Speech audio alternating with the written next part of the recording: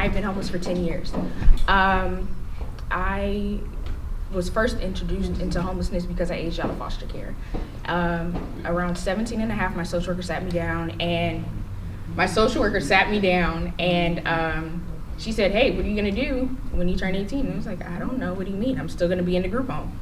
She said, no, you're not, you're turning 18, you can't live here anymore. And that was it. I was given a blue duffel bag, and the day before my 18th birthday, I was given a blue duffel bag to pack, and then they opened the doors of the group home, and I was just left on the street. From that point, I had to figure out how to fill out a job application. I had to learn how to apply for an apartment. I had to learn how to turn on my utilities.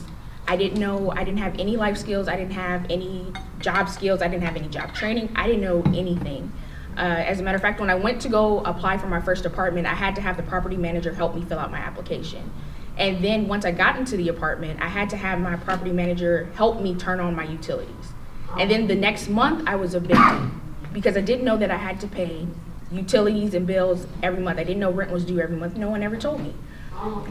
From that point on, I've spent the last 10 years trying to get out of being homeless.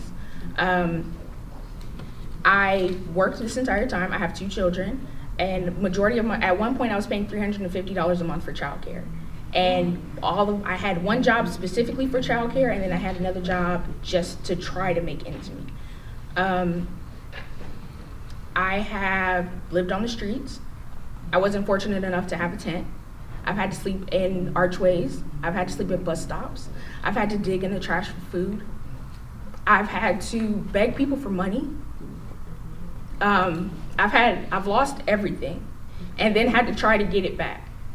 And the only glimmer of hope that I had was Alexandria House. And it took 9 years for me to get there. And once I was there, they gave me a home. They gave me a sense of purpose. They gave me a sense of being. They gave me stability that I couldn't get anywhere else. I had been in and out of shelters, and it was like, well, you're here, you gotta do something. And I'm saying it's not enough. I don't make enough. I need help with childcare. I need this service. I need that service. I need help. I want to go back to school. I just want to get my GED. I need help getting these things, attaining these things. I need help with transportation. And I could never get the help that I needed. Then I found out about foster youth services, and by the time I found out about them, I was too old to receive them. So then I didn't even qualify for anything anymore that made me that I was eligible because I was a former foster youth.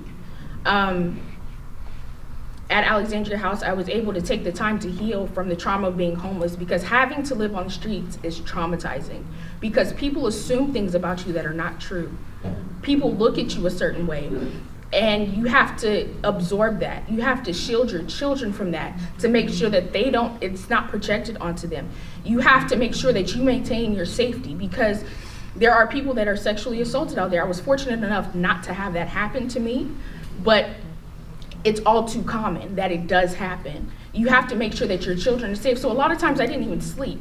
The first 3 months that I was in Alexandria House, I was so afraid that they were gonna ask me to leave that I wouldn't even unpack my things. And they had to reassure me that I was safe, reassure me that I was going to be okay, reassure me that I would get out of this. And during that time, I was able to find out that I had been improperly diagnosed with multiple personality disorder, which I did not have, and it was actually chronic PTSD, which contributed to my homelessness and why I wasn't able to maintain a job. And it also contributed to not being able to obtain stability. And then with that diagnosis, I have been able to obtain a job and stay with that same job and get a promotion for the last 2 years. And go back to school. I just recently started. I'm a freshman at Penn State World Campus, so I go to school online now.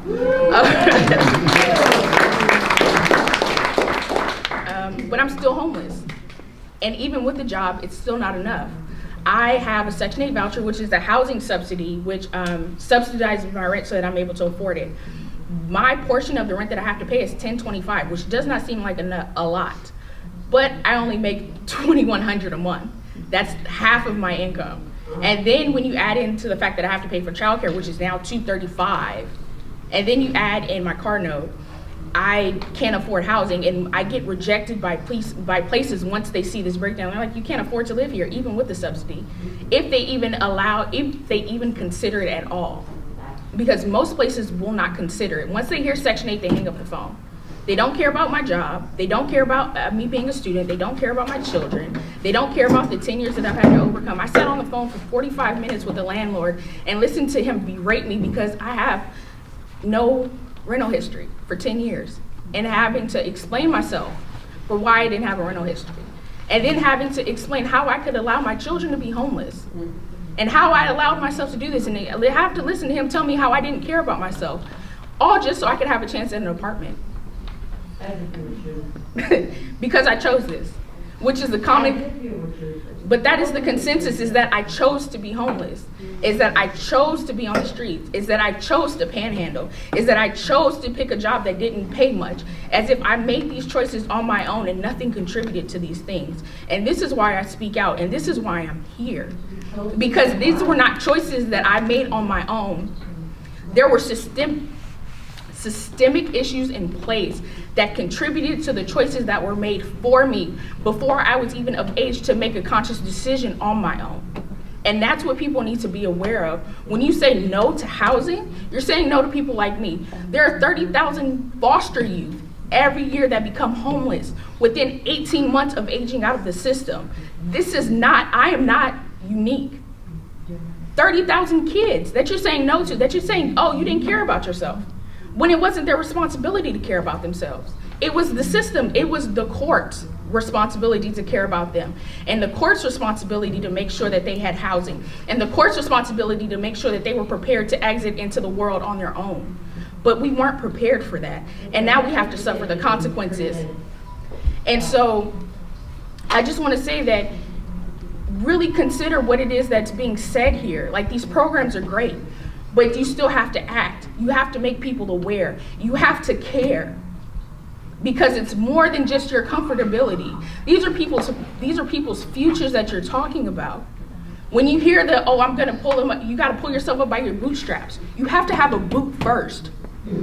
Yeah. If you have no boot, you have no bootstraps to pull yourself up by.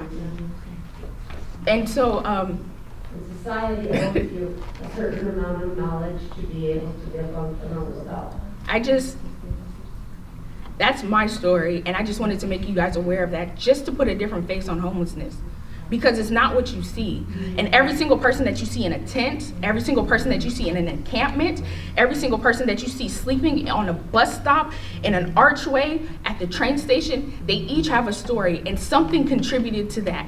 There are people who choose to live that way, but majority of them didn't. And it's our obligation to help them, because everybody is entitled to the American dream.